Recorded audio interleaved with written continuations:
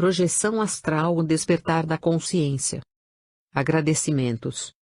Minha alma preenchida e plena, apenas exala sutilmente a gratidão pela presença de seres tão luminosos que acompanham a minha estadia na Terra. Agradeço primeiramente aos amigos amparadores, tanto os seres de outros planos, como seres extraplanetários que amorosamente me intuíram a esse trabalho, expressando através de minha essência, a sabedoria e o amor divino. Aos amigos queridos, Wagner Borges e Alberto Cabral, pesquisadores na área da projeciologia, bioenergia e ciências afins, como vida fora do planeta, física quântica espiritual, e multiversos, que me permearam com tanto conhecimento, humildade e profundidade. Gratidão por merecer amizades construídas por afinidade e sintonia espiritual como a de Cao Yin e Eve Yin, que me elucidaram quanto ao despertar de minha meta em direção ao todo. Agradeço pela permissão de poder oferecer aos leitores textos tão sublimes e ricos como os de Ricardo Todeschini e Verônica Paz Wells. Não posso jamais deixar de dizer do fundo de minha alma obrigada às minhas duas riquezas, que são os meus dois pontos de luz, meus dois alicerces de amor e apoio em todos os meus trabalhos. Minhas amadas filhas, Tatiane e Tami. E a todos os amigos e amigas que me apoiam e acreditam em cada projeto que elaboro, crio e com a ajuda do invisível, materializo. Estão todos em meu coração, afinal, somos todos um. Muita paz e muita luz. Liliane Moura Martins. Prefácio. Que eu me lembre, tinha 12 anos quando pela primeira vez saí do meu corpo. Eu tinha um quarto só para mim, enquanto meus dois irmãos mais velhos dormiam ao lado do meu. Sempre que eu me deitava, fazia uma prece curta, como minha mãe havia me ensinado, e ao acordar idem. Minhas noites de tormento começavam quando eu estava quase caindo no sono, pois era nesse momento que eu escutava sempre o mesmo som ou ruído aparentemente fora de minha cabeça, aumentando cada vez mais. Claro, influenciada pelo medo de uma adolescente, achava que havia alguém se arrastando pelo tapete em direção à minha cama. Com isso, entrava em pânico e sentia meus batimentos cardíacos aumentarem até que eu acordava num salto com a respiração ofegante. Naquele instante o que eu mais queria era me levantar da cama e acender a luz, pois sempre que fazia isto, os sintomas desapareciam e eu dormia melhor. Todas as noites eram assim. Mas houve uma que foi diferente. Simplesmente acordei projetada fora do meu corpo, flutuando bem em cima dele, sem passar pelos sintomas que antecedem a projeção. O primeiro pensamento que veio em minha mente foi que eu estava morta. Havia uma luz em volta de minha cama, uma luminosidade esbranquiçada que parecia uma cúpula energética que não me deixava sair dela. Senti meu espírito, assim eu o chamava na época, tocar o teto e ao mesmo tempo eu contemplava meu corpo físico deitado serenamente, mais parecendo um corpo sem vida. Comecei a me preocupar com meus pais. Como eles ficariam ao me encontrar morta ali? Senti o nervoso tomar conta de mim e, sem perceber, fui puxada em direção ao meu corpo físico abruptamente ao mesmo tempo em que acordei desesperada. Sentei na cama e comecei a chorar. Dúvidas pairavam em minha mente. Como eu podia estar ali acordada depois de ter me visto fora do meu próprio corpo? Não tinha mais dúvidas de que eu não tinha morrido naquele instante, pois estava acordada e me sentia bem viva. Nesse momento tive a certeza de que existia algo a mais para explorar do que simplesmente me acomodar à vida que eu tinha. Comecei a procurar livros que falavam sobre o assunto, mas só o que eu encontrava eram livros espíritas com histórias de romances e muito pouca informação. Minha busca terminou, ou melhor dizendo, começou realmente, quando encontrei uma pessoa que abriu minha mente com informações ricas e construtivas sobre o que acontecia comigo desde criança. Assistindo uma palestra do Prof. Indicador Ordinal Masculino Wagner Borges, consegui definir em apenas 1 hora de bate-papo minhas saídas do corpo. Nada mais do que viagens astrais, ou como aprendi, projeção astral ou projeção da consciência. Depois de 15 anos continuamos grandes amigos, além, é claro, de meu eterno professor. Hoje agradeço por ter feito grandes amizades na área de pesquisas projeciológicas, pois me trouxeram um rico aprendizado a respeito de minha essência como ser divino enroscado nessa teia da vida que criamos por carências ainda não explicadas. Desde pequena, sempre gostei de especular as razões de tudo na vida, sendo muito racional. Você já parou para se perguntar do que somos feitos? Refletia muito sobre isso. E se formos feitos a partir de uma ordem e de repente, essa ordem, ou Deus, força maior, poder criador, resolveu ter uma ideia a respeito de si mesmo, como por exemplo, e se eu fosse diferente do que sou? Como eu seria? Se isso é a verdade, acredito que desta forma a ordem foi transformada em caos, ou seja, em pura ilusão. Podemos pensar que somos todos extensões do próprio Deus em expansão manifestando a ideia de sermos diferentes dele. Criamos a nossa falsa realidade então.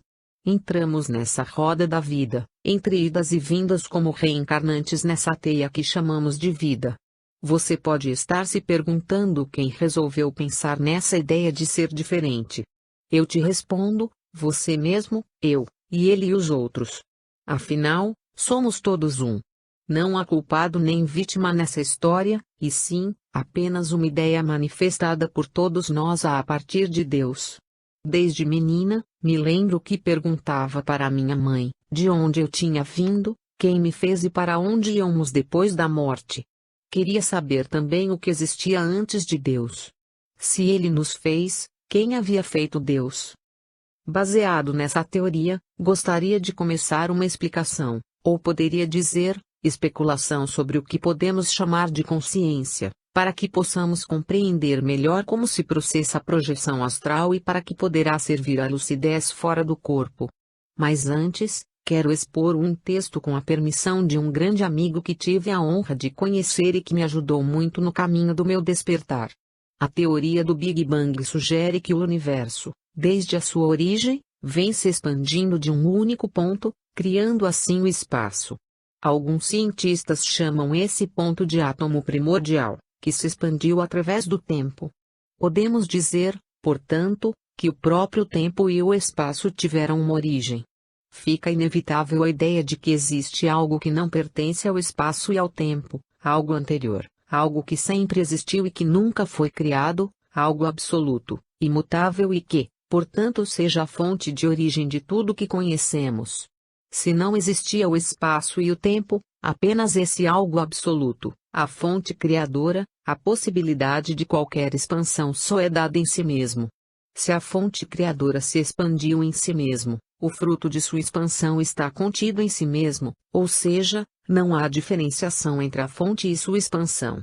A expansão é a própria fonte, não existindo nenhum grau de separação. Einstein provou através de sua teoria da relatividade que o espaço e o tempo são relativos. O espaço e o tempo são relativos a um ponto de referência. Partindo do princípio que a fonte criadora é a única coisa que há, qualquer relativismo em relação a ela se torna meramente uma ideia absurda e, portanto, sem efeito. Evoluir é tornar-se algo diferente do que se é. Acreditar, portanto, em evolução é acreditar que o imutável, o absoluto, precisa de melhoria, o que torna essa ideia também absurda. Por isso não existe processo evolutivo. O que existe, de fato, é um processo de despertar. Evoluir é negar o que se é e projetar inutilmente em um ponto distante e futuro, portanto relativo, o que se deseja ser. Enquanto que o despertar é apenas o simples reconhecimento do que já se é. Ricardo Tadechini. Abro aspas para complementar com uma pergunta: será que o tal chamado Big Bang existe somente para o nosso universo, conhecido pelas nossas sondas, ou será que esse fenômeno é simplesmente mais um dos milhares Big Bangs existentes em vários universos por aí, que desconhecemos? Como podemos afirmar que existe apenas um universo, sendo que não sabemos nem ao certo o que é a própria consciência? Se ela é única ou se são várias permeando uma única? Afinal, o que é a consciência? O que se entende por consciência? Seria algo que permita que a energia exista. Se ela é uma essência pura, ela não pensa, certo? Será que ela forma sentimentos e, com a sua iniciativa os emana, gerando com isso a condição para que surja a energia no universo? Se para ela não há tempo-espaço, pois é onisciente e onipresente, está em todos os lugares ao mesmo tempo estando ciente de tudo que simplesmente é uma potência do universo. É um ente único, concordam? Se ela sabe tudo, por que teria que emanar sentimentos para surgir a condição de energia no universo se ela própria seria o universo?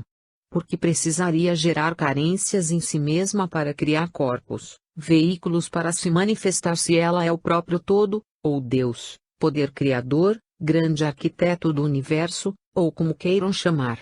Certamente não tenho as respostas para isso, mas só sei de uma coisa. Pergunto-me sempre o porquê de termos sentido carência de algo estando tão completos em se tornando-nos frações de um todo onde éramos tudo e hoje somos partículas de um grande ser universal completando-nos uns aos outros, procurando-nos uns nos outros, encaixando-nos uns aos outros numa busca infreável de volta à ordem.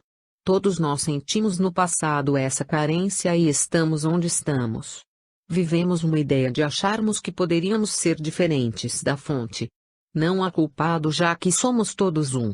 Mediante isso, nos perdemos e nos enroscamos nesse ciclo reencarnatório que nos faz acreditar que um dia chegará o momento de alcançarmos a pura luz novamente, a pura essência e nesse dia não voltaremos mais a vivenciarmos vidas após vidas, pois seremos uno novamente. Mas me pergunto se temos que demorar tanto para isso, ou simplesmente a partir do momento que adquirimos consciência plena de que somos todos um, podemos voltar à essência. Segundo Krishnamurti, poderíamos retornar sim, pois quando tomamos consciência de nossa essência, dissolvemos todas as mazelas internas, culpas e máculas, nos tornando a pura criação. Esse é o chamado despertar da consciência.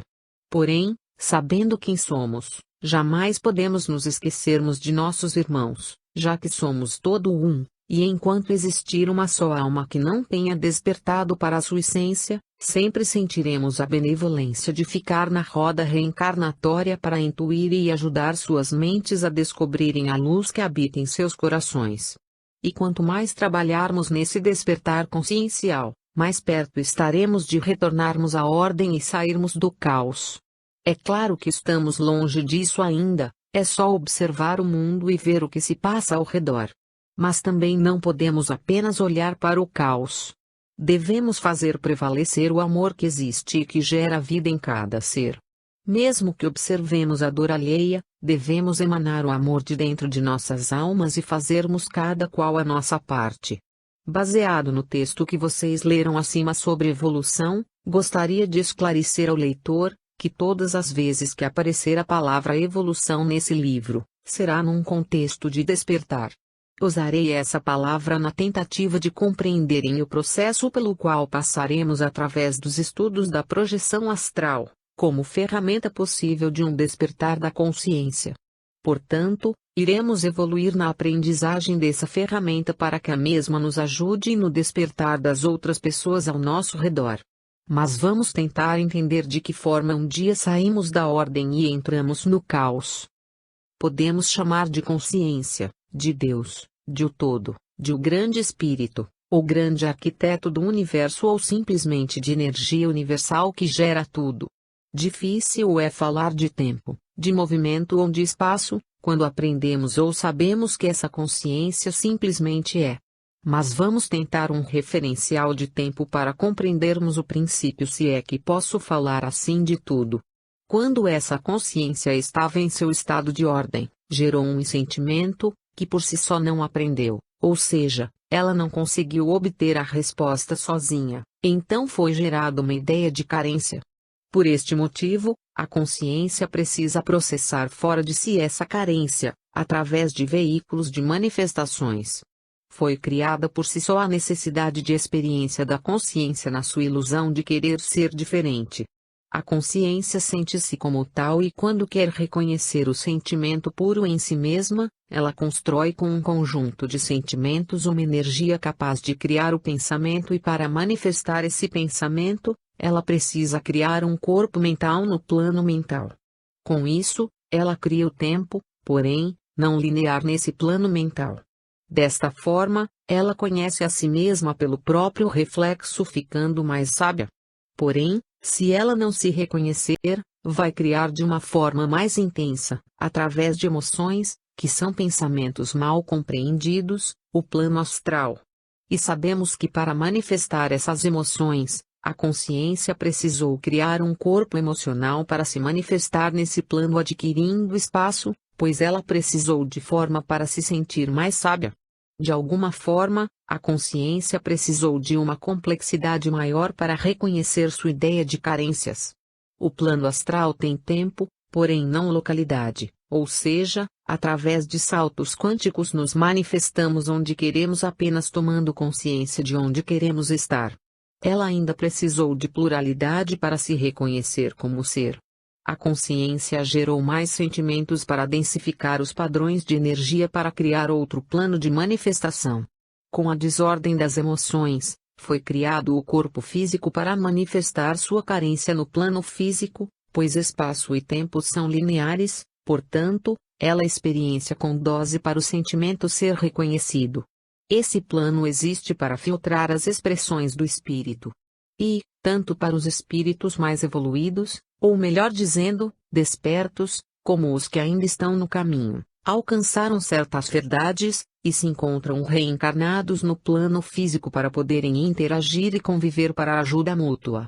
Enquanto no plano astral, os espíritos podem não se encontrar por diferenças emocionais e densidades diferentes, estando cada um em planos diferentes do astral. Já no plano físico, ao reencarnarem, não há distância de planos e nem diferenças. Podemos acessar e conviver com mais facilidade. Lembramos que carência emocional não é a mesma coisa que carência da não correspondência da consciência, que chamamos de carência consciencial. As emoções têm o seu antônimo. Os sentimentos não. Enfim, dessa forma, parece que a consciência aprende, ou melhor, pensa que está aprendendo, pois nessa altura, a própria consciência se esqueceu de toda a sua plenitude como ordem. Enquanto a consciência carente não encarnar, continua sem respostas nesse caminho escolhido por ela mesma. É como se ela caísse num grande esquecimento de si mesma, de sua onipresença, de sua onisciência e de sua onipotência, achando que tem que evoluir diante de suas ilusões criadas a partir de si mesma. Com cada carência preenchida na consciência, faz com que ela ganhe polimento, ganhe soluções, enxerga com mais simplicidade todos os eventos e problemas. Volto a dizer que, até hoje eu não consegui entender o porquê da consciência sentir falta de algo, já que ela é tudo por si só. Mas já que estamos aqui, até que todos despertem o todo em si mesmo, vamos nos conectando uns aos outros, fazendo o máximo para que todos manifestem a grande essência universal. Assim, poderemos nos sentir uno novamente. Há em nossas almas o conteúdo e registros de toda a nossa evolução através das variadas experiências no universo desde a separação. Será que existimos dessa forma para reportarmos ao poder criador cada aprendizado adquirido na pluralidade e na multiplicidade de vidas vividas? Será que a cada passo nesse processo, adquirimos, como sua extensão, a capacidade de criação de novos universos? Seríamos co-criadores? A vida me parece mais um jogo cósmico ditado pela criação. Não me parece que Deus estaria se desenvolvendo através de nós, suas frações. Para quê, já que nele reside toda a sabedoria? Apenas para criar um movimento? E que vemos que esse movimento somos nós em ação em meio à ilusão de nossas vidas. Pode ser que sim, ou pode ser que não. De qualquer forma, temos que seguir vivendo. A resposta está pronta em todo lugar. Basta saber o processo, que é simplesmente acessar o seu íntimo, o seu eu maior, que é a essência divina. Não há necessidade de sofrimento.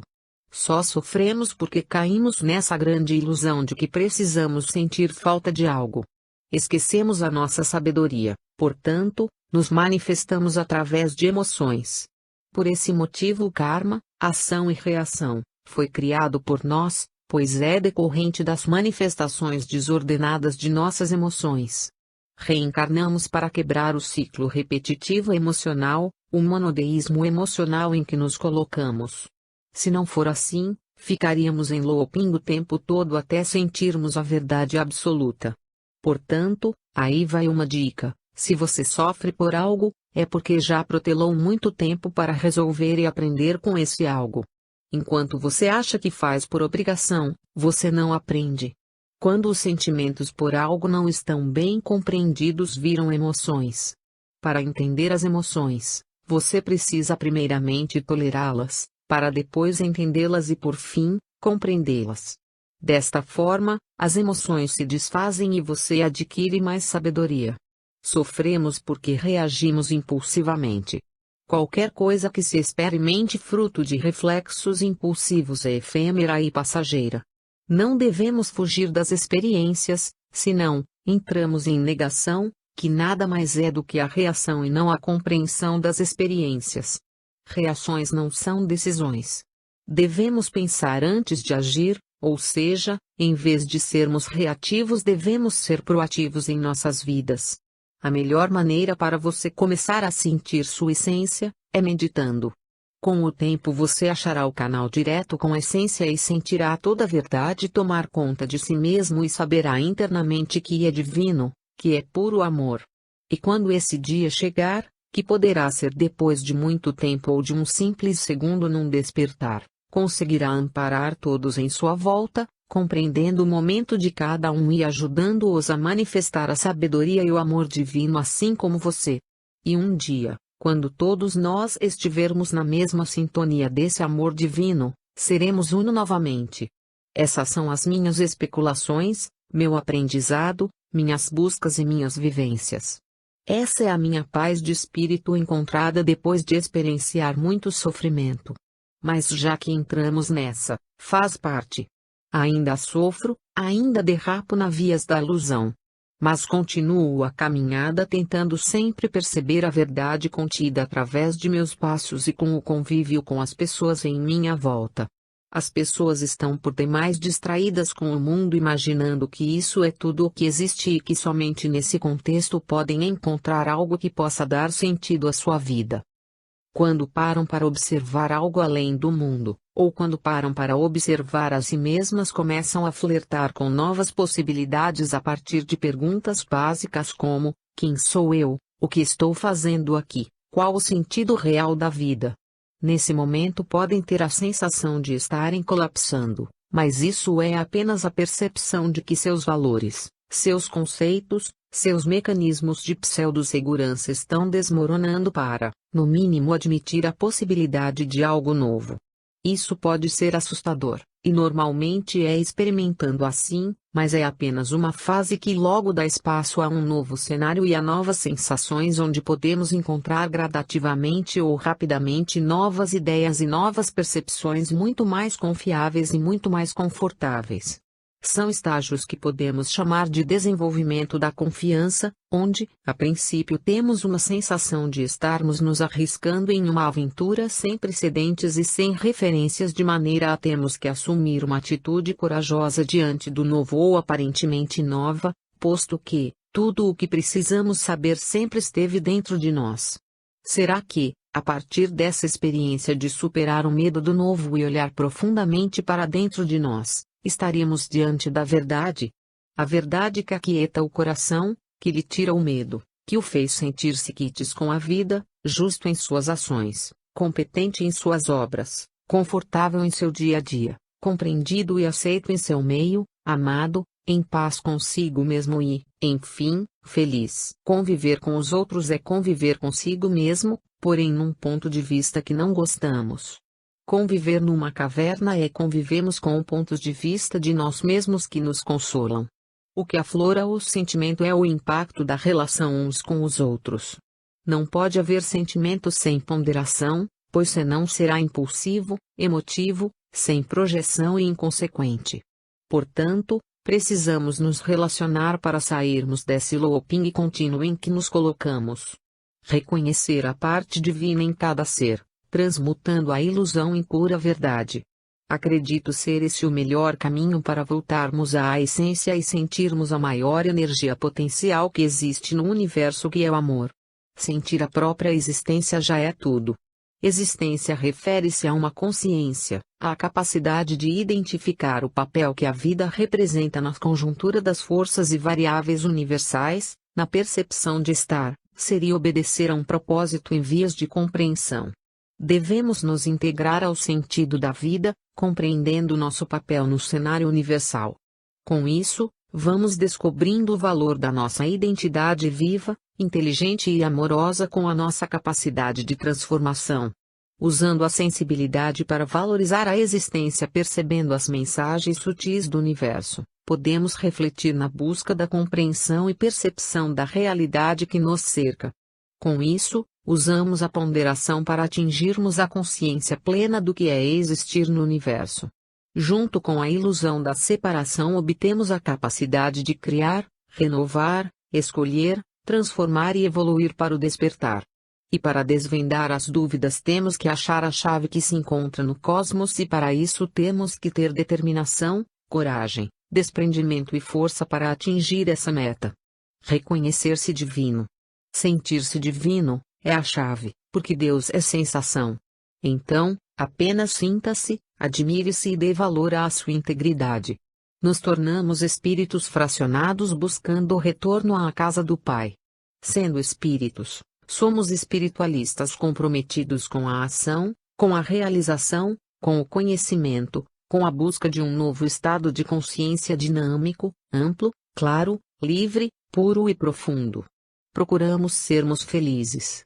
E quando encontramos essa felicidade una, sentimos a necessidade de ampliarmos o leque de referencial, ou seja, relacionarmos amplamente para nos juntarmos em um único espírito, o poder criador. É o puro amor em ação. Segundo Einstein, não podemos saber como é o mundo, só podemos comparar nossa própria visão com a dos outros. A relatividade consiste em conceber o mundo não como uma soma de acontecimentos, mas de relações. Portanto, cada um de nós pode ser um referencial para o outro de sua parte divina, para que um dia possamos ser todos um. Vocês percebem o quanto a consciência é magnânima? O quanto ela porta a pureza em si? A benevolência em si? Ela possibilita a existência da matéria manifestada pela sintonia do sentimento, ou melhor, ela entra em sintonia com a criação, que é puro amor para dar forma. O que dá coesão na matéria é nada mais nada menos que o sentimento realizado, o amor. O amor é o sentimento puro da consciência. Nós encapamos esse amor de emoção e o transformamos somente para a troca entre duas pessoas. O amor de verdade une todas as consciências em onda contínua junto à criação, mantendo uma individualidade em todas as consciências, com um certo grau de troca. E é através dessa troca que vamos nos reconhecendo como deuses. Com essa troca deixamos a sabedoria e o amor divino se manifestarem através de nós, acelerando o processo de volta à fonte divina. Mas acredito que enquanto existir uma alma só no universo que não tenha alcançado a consciência cósmica, estaremos aqui para ajudá-lo em sua trajetória de vida. Por esse motivo, existem mestres em vários planos sutis que oram por todos nós, seus irmãos de jornada. Devemos aprender com esses mestres a atitude benevolente que está aliada à compaixão. Somente com a compaixão, poderemos ter a capacidade de aceitar os outros como são, entendendo que cada um tem seu tempo para perceber as coisas que lhe beneficiam ou prejudicam na vida, até que sintam a sabedoria e o amor divino fluírem novamente. Espero que tenham alcançado um entendimento da explanação a respeito da consciência e seus veículos de manifestação, para que possamos dar entrada agora às experiências do espírito. De qualquer forma, dentro ou fora do corpo, a melhor dica que eu poderia dar a vocês a cada experiência, sempre que quiserem saber a verdade dos fatos, simplesmente sintam, porque sentir estabelece significados. Os sentimentos têm experiências. Portanto, eles têm valores como discernimento, nos dando base para agir, pois, apoiados na vivência de cada situação, objetivam a aceitação ou a rejeição do fato em si. Sejam observadores desse grande palco que construímos, e não atuantes em meio aos conflitos existentes nele. Como observadores, é possível nos sentirmos uno em Deus, e assim, Podemos apenas entrar no palco de cada irmão de jornada para ajudá-los a mudarem o seu foco para o mesmo foco que alcançamos. A lucidez, o despertar de nos vermos como puro amor. E ao final, sermos todos um. Vamos aos estudos. Projeção da consciência é a capacidade que todo ser humano tem de projetar a sua consciência para fora do corpo físico.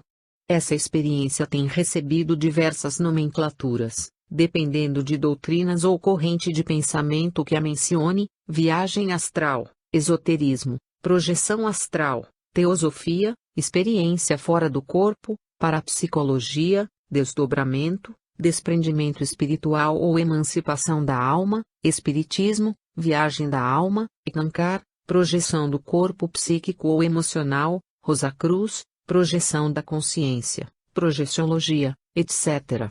Para que o leitor possa compreender o fenômeno da projeção da consciência, é preciso que entenda que a consciência possui diversos corpos ou veículos de manifestação que se interpenetram e coexistem em frequências vibratórias diferentes. Podemos dividir esses veículos de manifestação da consciência da seguinte maneira: 1. Corpo mental, pensamento, plano mental, consciência. 2. Psicossoma, emoção, plano astral. 3. Corpo físico, manifestação, plano físico. O psicossoma. Abordaremos primeiramente o psicossoma. Ele é um veículo de manifestação pelo qual a consciência se manifesta nos planos de frequências vibratórias diferentes. Também conhecido como corpo espiritual, corpo emocional ou dos desejos, corpo sutil, duplo astral, perispírito, etc. É uma réplica exata do corpo físico em toda a sua estrutura. Ele coincide com o corpo físico durante as horas em que a consciência está desperta. Mas no sono, ele se destaca. Essa separação é que constitui o fenômeno da projeção da consciência ou experiência fora do corpo. Pode ocorrer não somente durante o sono, mas também no transe, na síncope, no desmaio ou sob a influência de um anestésico. Sendo um corpo energético com uma capacidade de plasmagem de formas em sua estrutura, o psicossoma pode se apresentar ocasionalmente durante a projeção com configurações não antropomórficas como bola de luz, forma vaporosa, formato semi-humanoide, etc. Nas dimensões astrais evoluídas, o psicossoma não apresenta forma fixa, não é rígido e nem está condensado em um tipo particular. Ele não envelhece, contudo se transforma. O pensamento, seja de modo consciente ou inconsciente, atua poderosamente sobre a densidade do psicossoma da pessoa encarnada ou desencarnada, e permite as translocações múltiplas sucessivas da consciência por distritos e ambientes de densidades diferentes. Vale lembrar que o plano astral ou o plano espiritual não é outra dimensão, e sim, ele próprio tem suas dimensões e vibrações. Infelizmente, o ser humano é o único que sai do corpo dormindo, quando não é consciente. Até os animais saem do corpo acordado. O motivo dessa inconsciência ao sairmos, se dá desde a Inquisição, Sec. 11 e XVI, pois adaptamos o paradigma de sair dormindo pelo medo que essa época transmitiu a todos nós. Nos programamos mentalmente para não ver e não saber de coisas ocultas. Temos genes da paranormalidade adormecidos até hoje que em algum instante dará o clique e despertaremos novamente.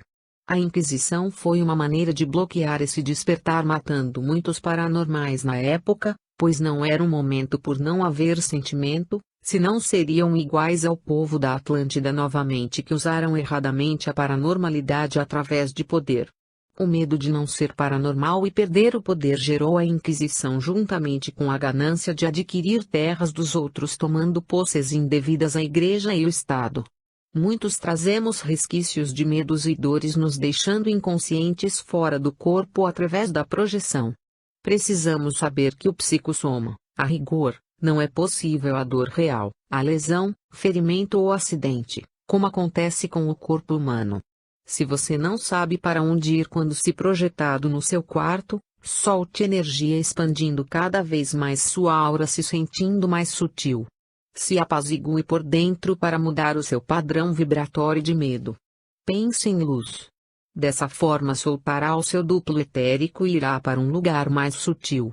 Entre em harmonia com o seu amparador para mudar de plano espiritual com ele. Emane luz pelos olhos para ele com amor e seja receptivo ao mesmo tempo. Isso fará você ter confiança e ser mais desperta fora do corpo. Também o campo áurico do psicossoma da consciência desperta, em certos casos, gera uma repulsão automática por parte de outras pessoas projetadas, enfermas, ou espíritos assediadores. Há raras ocorrências desta natureza entre pessoas. Tal qual o corpo mental é o responsável direto pelo afluxo dos sentimentos da consciência, o psicossoma, por estar próximo ao duplo etérico e ao corpo humano, é o responsável pelas manifestações das emoções, animalidades ou reações instintivas, da consciência. Precisamos nos projetar para recarregar o corpo físico. Quanto mais longe saímos, mais carregados os nossos corpos físicos ficam. O corpo necessita pelo menos 4 horas para recarregar e renovar os tecidos, músculos, células e inclusive a nossa memória. Quanto à desidratação, a projeção demorada com o psicossoma lastreado pelo ectoplasma extraído das células do corpo humano provoca a desidratação das articulações do corpo em repouso na base física, em geral, depois de uma projeção de meia hora de duração. A absorção de energias de outros planos através do psicossoma lastreado pela pessoa projetada permite a recuperação ou compensação posterior das articulações com a reposição dos líquidos e células do corpo. Existem algumas causas para que o psicossoma se decoincida parcialmente do corpo físico, por exemplo, 1. Contusão craniana, 2. Efeito físico de ver estrelas, 3. Sensação de se estar com o estômago na boca durante a subida ou a descida de elevador potente e veloz, montanha-russa, 4. Sensação de queda no vazio ao se pisar em degrau errado no ato de descer uma escada, 5. Sensação devido à freada abrupta de veículo. 6. A provocação da descoincidência, com o objetivo parapsíquico primitivo na gira da Umbanda. 7. A descoincidência devido a um grande susto. 8. Devido a um espirro mais forte em circunstâncias predisponentes. O psicossoma é o agente modelador do corpo humano, atuando submisso às leis da genética e respeitando o campo biogravitacional em que este respira e se desenvolve. Daí a razão de um veículo ser réplica do outro. O corpo humano, conhecido como soma, opaco, expressa o psicossoma na dimensão intrafísica, dimensão em que vivemos, na Terra, rarefeita. A higiene física é o serviço de manutenção da máquina humana. A higiene mental, ou consciencial, é o serviço de manutenção do psicossoma. Os bilhões de consciências inconscientes, reencarnadas, que saem do corpo físico, noite após noite, ano após ano, e ficam temporariamente livres no corpo espiritual, psicossoma, não se despertam para outra realidade maior, porque ruminam, em círculo fechado, os seus próprios pensamentos bloqueados e paralisantes. São verdadeiros sonâmbulos espirituais. Existem as pessoas que desencarnaram e que permanecem inconscientes, sonambulizadas ou semiconscientes, às vezes por longos períodos, na dimensão astral densa, porque ficam esperando sentir as vibrações físicas do corpo da matéria densa desativada, que perderam definitivamente pela morte. A conclusão óbvia dessa lamentável situação é que a humanidade terrestre está dormindo em excesso, no decorrer da existência humana e até mesmo depois da própria morte, período intermissivo antes de encarnar novamente. A solução para o problema será acabar com a capacidade ociosa do psicossoma, tanto na condição de encarnado, quanto na fase pós-morte. É fundamental que haja o despertamento da utilização dos extraordinários recursos que o psicossoma pode fornecer, pondo-a a atuar livremente. Todo encarnado, quem quiser, pode saber com certeza ou ter a conscientização agora, que dispõe de luz própria, aura humana e potenciais internos a serem desenvolvidos por sua própria vontade, através das próprias pernas e energias conscienciais. Aquele que deseja fazer progressos com os seus poderes parapsíquicos latentes, nesta era de emancipação, não tem tempo a perder. Evidentemente, sem disciplina ninguém consegue a melhoria do desempenho pessoal de qualquer natureza, em qualquer parte, sob quaisquer condições. O cordão de prata. O psicossoma é ligado ao corpo físico por um apêndice energético, conhecido como cordão de prata, através do qual é transmitida a energia vital para o corpo físico. Abandonado durante a projeção. Em contrapartida, o cordão de prata também conduz energias do corpo físico para o psicossoma, criando um circuito energético de ida e volta. Esse interfluxo energético mantém os dois veículos de manifestação em relação direta, independentemente da distância em que o psicossoma estiver projetado. Enquanto os dois corpos estão próximos, o cordão é como um cabo grosso. À medida que o psicossoma se afasta das imediações do corpo físico, o cordão torna-se cada vez mais fino e sutil. Cada célula do corpo físico é ligada à paracélula do psicossoma por um filamento, que juntando-se formam o cordão. Se uma célula morre, desaparece o filamento e se uma célula nasce, nasce um filamento. O cordão de prata é intangível pelos outros projetores e entidades, a não ser entidades sutis e por você mesmo, porém, fora da cúpula de energia, faixa de atividade do cordão. Caso isso ocorra dentro da cúpula, você poderá ser puxado para o corpo imediatamente. O cordão de prata também tem recebido diversas denominações: cordão astral, cordão fluídico, fio de prata, teia de prata, cordão luminoso, cordão vital, cordão energético, etc. Um dos medos básicos dos iniciantes é o de que o cordão energético venha a se partir durante a projeção, acarretando, assim, a morte do corpo físico. Tal medo é infundado, pois isso não acontece. O vigor e a elasticidade do cordão de prata são incalculáveis. Por mais longe que o projetor estiver, o cordão de prata sempre o trará de volta para dentro do corpo físico. Ele é como um tubo, um portal entre planos de realidade.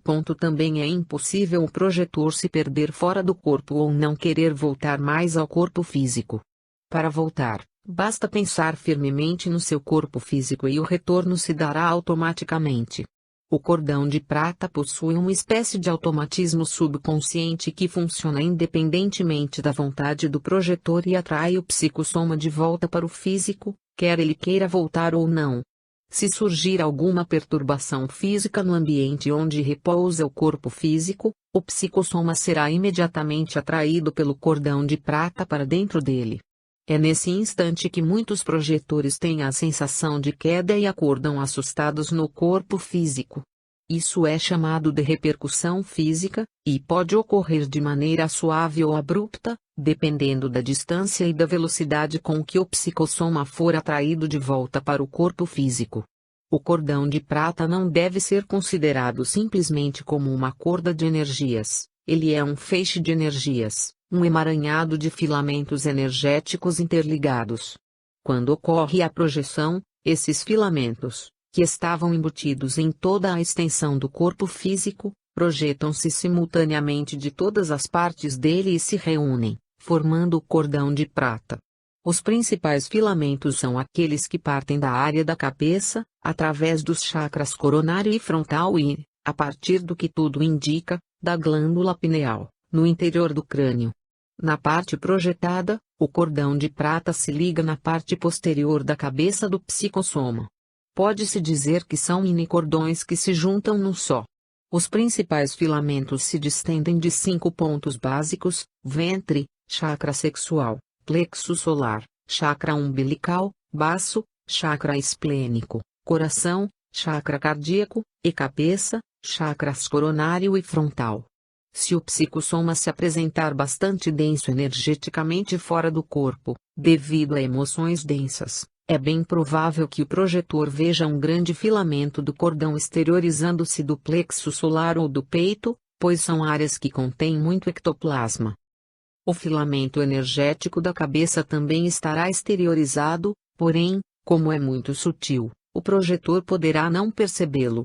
O cordão de prata exterioriza-se de pontos diferentes no corpo físico, mas a sua conexão principal está situada na cabeça, pois o campo bioeletromagnético da mesma é maior que a área umbilical, que é mais eletrostático, por isso atrai mais os filamentos e se forma o cordão.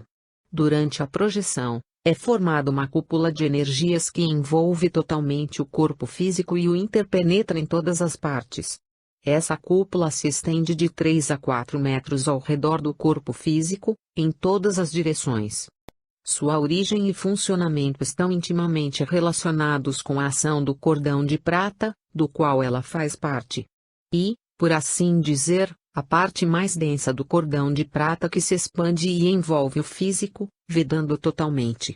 Esse perímetro energético é denominado de faixa de atividade do cordão de prata e é responsável por uma série de fenômenos projetivos, tais como catalepsia, oscilações do psicossoma, tração do cordão de prata, repercussões físicas, ballonnement, etc.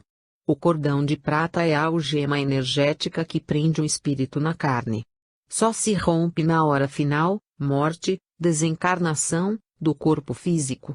Inclusive, mesmo após a desativação do corpo denso, o cordão ainda retém um pouco da vitalidade do duplo etérico e dos chakras, mantendo assim, o espírito agregado energeticamente ao cadáver, dependendo é claro de cada pessoa. É por isso que os amparadores dão assistência ao desencarnante, desconectando-o, então, dos liames energéticos que o prendiam ao corpo denso. O projetor principiante não deve se preocupar se jamais consegue ver o cordão prateado, pois isso não representa nenhum obstáculo ao pleno desenvolvimento das suas projeções conscientes. Convém frisar que em muitas experiências da quase-morte EQM, a consciência, projetada de modo forçado, presencia, por exemplo, espontaneamente, o cirurgião, os assistentes cirúrgicos, se movimentando na sala de cirurgia, na função de salvar o seu corpo humano enfermo ou acidentado. Nesta ocasião, o projetor, quando inexperiente quanto ao assunto, se amedronta com receio de que qualquer uma dessas pessoas venha romper o seu cordão de prata visível somente para ela mesma, conectado entre ela e o seu corpo físico inerme sobre a mesa cirúrgica. O cordão de prata integral só existe desde o momento da concepção física, biológica até a projeção final ou primeiro morte quando o corpo humano é desativado. Resquícios do cordão seguem presos ao psicossoma, no campo bioelétrico, duplo, e desaparecem com a segunda morte, ou seja, na desativação do campo bioelétrico. Ectoplasma e cordão de prata. Diversos autores de obras projeciológicas comparam o ectoplasma ao cordão de prata. Ambos, na essência, são derivados do duplo etérico. O ectoplasma que veremos mais minuciosamente à frente, e o cordão de prata se apresentam frequentemente em forma de fio ou fios, cordão ou cordões. Ambos mantêm as suas atividades mais intensas dentro de um perímetro definido, a partir e em torno do corpo humano do projetor ou do corpo humano do sensitivo. Por serem ambos elementos altamente suscetíveis, demonstram clara inclinação para retornarem e serem reabsorvidos pelo corpo humano da pessoa de onde emanam, inclusive evidenciando a interiorização abrupta ou o recolhimento repentino. O ectoplasma tanto pode constituir-se de células ou substâncias orgânicas rígidas quanto de substâncias patológicas extraídas do organismo humano. O ectoplasma jamais acompanha o psicossoma projetado, ele não flui pelo cordão de prata, e sim, o duplo, campo bioelétrico, de vez em quando. Paralelos entre cordão de prata e ectoplasma. O ectoplasma é mais material e o cordão imaterial. A atuação do ectoplasma depende da estrutura do corpo humano e o cordão do psicossoma. O ectoplasma sai pelos vários orifícios do corpo humano, principalmente pelos ouvidos, nariz e boca. Já o cordão sai do interior da cabeça física. A cor do ectoplasma pode ser até preta. O cordão é sempre claro, translúcido. O ectoplasma alcança, no máximo, algumas dezenas de metros de extensão. O cordão é infinito. O ectoplasma é visível aos olhos humanos, já o cordão não. O ectoplasma parece ser dependente do duplo I de corpo físico. O cordão mantém relação de dependência com o psicossoma, além do duplo e do corpo humano. O ectoplasma parece depender mais do cordão do que este daquele. O extremamente versátil ectoplasma pode se apresentar em estado líquido, sólido, seco e duro, materializando as formas de pessoas, animais e objetos. O cordão jamais parece líquido. O ectoplasma se manifesta sem a atuação direta do cordão de prata, em muitos casos. O cordão, na maioria das ocorrências projetivas, não parece depender do ectoplasma para se manifestar. Cordão de ouro. Conduto energético sutil que liga o corpo mental ao corpo astral, psicossoma. A sua natureza, tanto da consciência encarnada ou da consciência desencarnada, é energética ou, no caso, quintessenciada, e ainda extremamente obscura dentro do quadro atual de nossos conhecimentos e pesquisas. Supõe-se que o cordão de ouro tem a sua sede no corpo mental e não no psicossoma como, à primeira vista, seria natural. Isso evidencia que o cordão de ouro funciona ao contrário do que acontece com o cordão de prata, cujo comando maior parece sediar-se no cérebro humano. O cordão de prata é uma ligação própria, mais dependente do psicossoma do que do corpo humano, porque desaparece com aquele em duas etapas, na primeira e na segunda morte. Supõe-se que o cordão de ouro seja um elemento próprio, mais dependente do corpo mental do que do psicossoma, porque desaparece com aquele quando a consciência alcança a condição de consciência livre. O cordão de prata constitui, sem dúvida, apêndice do corpo humano. Supõe-se que o cordão de ouro constitua, de fato, apêndice do psicossoma. O cordão de prata veicula as sensações, em primeiro lugar, para a consciência no psicossoma, corpo emocional. Supõe-se que o cordão de ouro veicule os pensamentos da consciência no corpo mental. Corpo mental é o veículo de manifestação pelo qual a consciência se manifesta usando os atributos da inteligência, intelecto, intuição, memória, imaginação, etc. Também chamado de mente, corpo do pensamento, mental soma. O corpo mental atua isoladamente, sem o corpo humano, o duplo etérico e o psicossoma. Isso se dá o nome de projeção do corpo mental. Em relação à nossa concepção material, esse corpo é algo bastante diferente, pois está sujeito a leis diversas das que estamos acostumados e sobre as quais pouco ou nada conhecemos. Considerando a partir de uma análise tridimensional, o corpo mental não é de modo algum um corpo, nem subjetiva nem objetivamente, já que ele não está submetido à ação do tempo, do espaço e da forma. É um conglomerado de energias sutis, apresentando-se como uma neblina ovalada de cor branca, dourada ou azul. Alguns pesquisadores atribuem ao corpo mental a forma de um portal, ou seja, um ponto focal da consciência onde se cria o fluxo de energia que gera o pensamento. Assim como o psicossoma interpenetra o corpo físico durante a vigília física, o corpo mental interpenetra o psicossoma. Obviamente que a expressão interpenetrar não se aplica ao corpo mental e deve ser entendida entre aspas, pois cada um desses veículos de manifestação existe em planos diferentes. Da mesma forma que o psicossoma é considerado como o corpo dos desejos e das emoções, o corpo mental é considerado o corpo do intelecto e do sentimento elevado. Seu desenvolvimento é contínuo e sua forma ovalada aumenta em cada reencarnação de acordo com o nível evolutivo da consciência. A energia que a forma é tão sutil que não é percebida diretamente do plano físico, sendo necessário ter os sentidos mentais e intuitivos bastante desenvolvidos para percebê-lo. A expansão da consciência ou consciência cósmica é a condição ou percepção interior pela qual a consciência sente a presença viva do universo e se torna uma com ele, numa unidade indivisível, Satori, Zen Budismo, Samadhi, Yoga. Ela se dá sem a pessoa sair do corpo. A comunicação entre dois corpos mentais dispensa códigos, pois ocorre de pensamento a pensamento, em sequências telepáticas dinâmicas e extremamente rápidas. Da mesma forma que o cordão de prata une o psicossoma ao corpo físico, o corpo mental é ligado ao psicossoma diretamente para o plano mental. Essa experiência transcendente pode se dar de duas maneiras. O corpo mental se projeta em um só estágio, deixando o psicossoma no interior do corpo físico.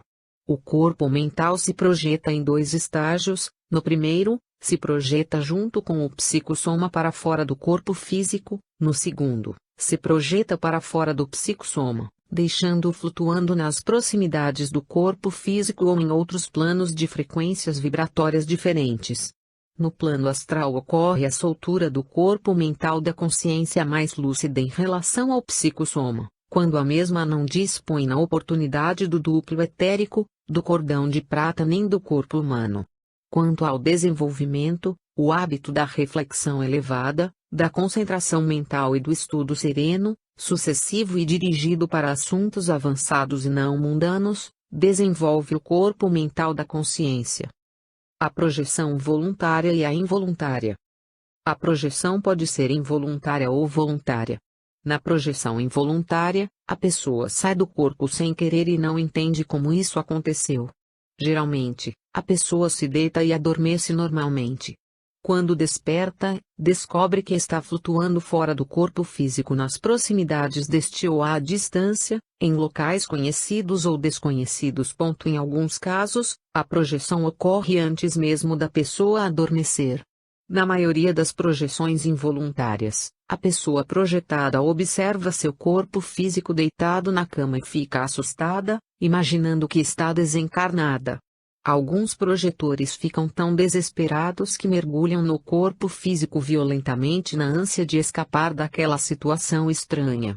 Outros pensam que estão vivendo um pesadelo e procuram desesperadamente acordar seu corpo físico. Entretanto, outras pessoas que se projetam involuntariamente se sentem tão bem nessa situação que nem se questionam sobre que fato é aquele, como ocorreu e por que. A sensação de liberdade e flutuação é tão boa que nada mais importa para elas. Ao despertar no corpo físico, algumas imaginam que aquela vivência era um sonho bom. Não podemos descartar essa hipótese. Tudo vai depender do seu conhecimento e discernimento em cima de cada experiência. Muitos sonhos de voo e de quedas estão relacionados diretamente com a movimentação do psicossoma durante a projeção. Em contrapartida a essas projeções involuntárias, existem as projeções voluntárias, nas quais a pessoa tenta sair do corpo pela vontade e consegue.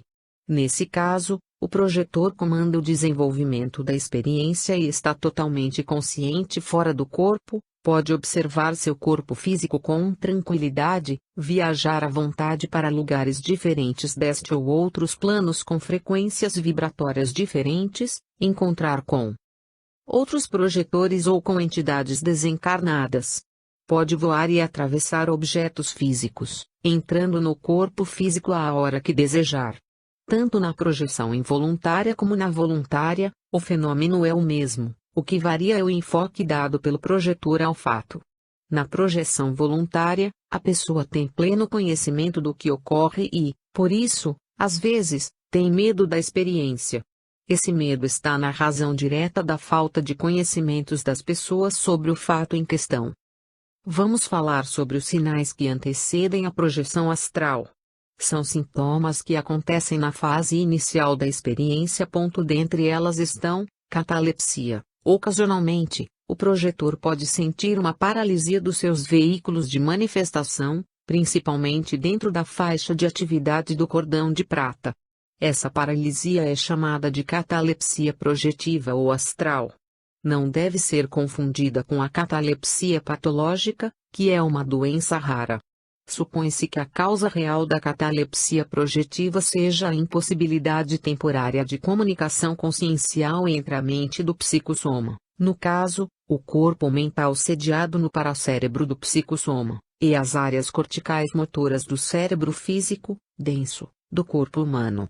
A consciência cataléptica é também chamada por pesquisadores orientais de quarto estado em relação à existência de outros três estados conscienciais: 1. Vigília, a vigília física ordinária. 2.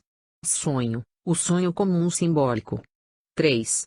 Sono, o sono natural sem sonhos. Catalepsia projetiva tanto pode ocorrer antes quanto após a projeção.